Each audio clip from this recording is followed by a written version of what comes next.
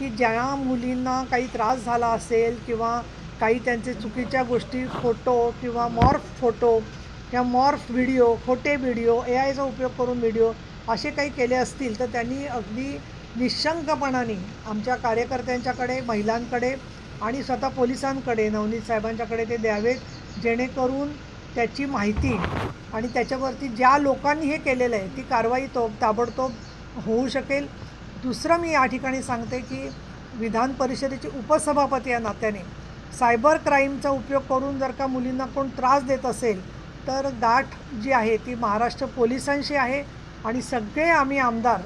खासदार हे या मुलींच्या बरोबर उभे राहणार हे पण मला इथे सांगायला पाहिजे. त्यामुळे या मुलांना अटक जेव्हा होईल त्यावेळेला ना कोण संरक्षण देतं आहे हे मी स्वतः पोलिसांना माहिती विचारणार आहे आणि जर का कोणी त्यांना संरक्षण देत असेल तर त्यांच्यावरती सुद्धा आम्ही कारवाईची मागणी करणार आहोत.